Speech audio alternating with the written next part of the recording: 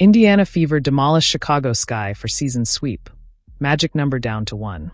The Indiana Fever took down the Chicago Sky, 97-77, in a wire-to-wire win on Friday night.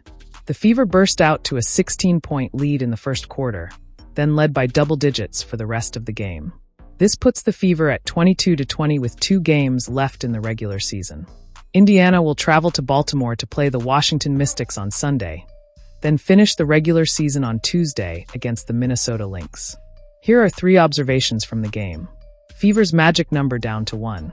Thanks to a little help from the Los Angeles Sparks, the Indiana Fever's magic number to make it into the 2025 playoffs is down to 1. Indiana's magic number is a combination of Fever wins plus Sparks losses needed to clinch a playoff berth. The number was 3 coming into Friday night, and it improved 2 spots because of Indiana's win over Chicago and Los Angeles's loss to Atlanta. Man, the Indiana Fever just torched the Chicago Sky tonight. What a performance. What a statement. But before we even dive into this blowout, we gotta talk about the drama off the court. Because Angel Reese's own teammates are firing back after she tried to throw them under the bus in the media. Welcome to TFD, y'all. Do me a favor, comment, subscribe, share this with your people, and hit that bell so you don't miss when we drop the next one. Let's lock in. Let's roll. We here, family. Let's go. Angel Reese's teammates have fired back, and let me tell you, this is looking ugly. This is not good, y'all. Not good at all. Oh, you already know. Trouble in paradise. See, here's the thing. You just can't say whatever you want in the media and expect everybody to just take it. These are pros, these are vets, and they're not going to let that slide. Reports say the Chicago Sky were completely caught off guard by Reese's public comments. In fact, the Sun-Times spoke with several veterans who admitted they were shocked at what she said. And it didn't just stop there. Word is a players-only meeting went down on Wednesday to deal with all of this head-on. All right, let's break this down and get into some of these quotes. Ariel Atkins, the same teammate who had Angel Reese's back, the one who defended her, lifted her up, and held her down, she is heated. She's livid. Atkins addressed Reese directly, while Rachel Banham and the rest of the squad voiced their frustrations. And at this point, Ariel sounds done. She literally said, "I'm so over all of this. If I was younger, it would have affected me more, but I'm grown. I just don't care." Now, when someone who's called the heart of the locker room says that, that tells you everything. And honestly, Angel, you might have just talked your way out of Chicago. You might have talked your way right out of that Sky locker room, because it seems like your teammates are done with your act. Yes, the team put out a statement saying the matter is resolved. And sure, the coach said the apology went a long way. But look closer, there are cracks showing. Ariel Atkins admitted she hasn't spoken to Reese since that players-only meeting. With only 8 games left in the season, she says the focus is just on moving forward.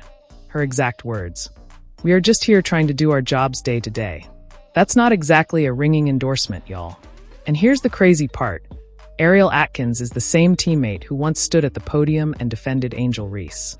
She told the world Reese was a hard worker, a good person, someone unfairly targeted by negativity. She held her down. And now, after being blasted in the media for no reason, Ariel Atkins and Rachel Banham sound like they've had enough of Angel Reese's nonsense. All right, let's get into the game, man. The Indiana Fever put a straight-up beatdown on the Chicago Sky. I mean, come on, we had the brooms out. The brooms were out, y'all. Sweep City. The WNBA thought it would be a smart move to hype up a Caitlin Clark versus Angel Reese rivalry and force it down our throats 5 times. Well, oops. You only got one matchup because of injury. And oops again, because these games weren't even competitive. The Chicago Sky are flat-out trash. They lost all 5. By 30, by 20, by 20 again.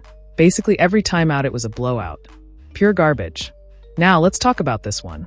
Kelsey Mitchell, you came out swinging. You didn't give the Sky a chance to breathe. You were locked in from the opening tip, just cooking in that first quarter. I mean, lighting them up, pure fire. You had 20 points total, 8 assists, 6 of 13 from the floor, and 2 threes. Most of your damage was done early, and honestly, you set the tone. You were cooking with hot grease, girl. Stir that pot. Aaliyah Boston, you were fine. Nothing crazy. Honestly, Camila Cardoso probably had her best game against you. But here's the thing, we were up so big, it didn't even matter. We didn't need you to dominate. That's how bad the Sky were.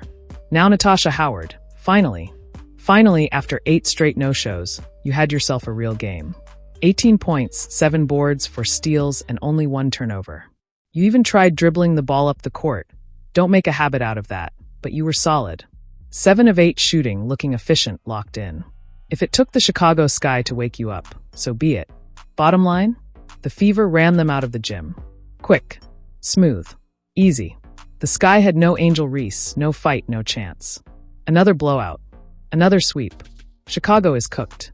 Lexi Hull came out and gave us 8 points, 4 boards, 2 steals. Once again, she's flying around the court, making hustle plays that don't always show up on the stat sheet. I'll take that all day. Odyssey Sims, 7 of 12, 15 points, 5 assists. That's a vet move right there. She's steady, she's reliable. And every time she goes downhill, I feel confident something good is happening. She's tough, man. But let's talk about Demers Dantas again. 2 of 8 from the field, 1 of 5 from 3. I'm sorry, but nah. Mama, it's not working. You can spread the floor, but what's the point if the shot ain't falling? And defensively? You can't keep up with anyone. One-on-one, screen action, rotations. You just don't move your feet quick enough. I'm telling you now, I don't want to see Dantas in a uniform here next season. Write it down. Meanwhile, Aerial Powers? She's bringing the energy. 9 points off the bench, pulled up with that nasty step back mid-range. She's got juice, and I'm cool rolling with her. She's aggressive, she's attacking. That's what we need.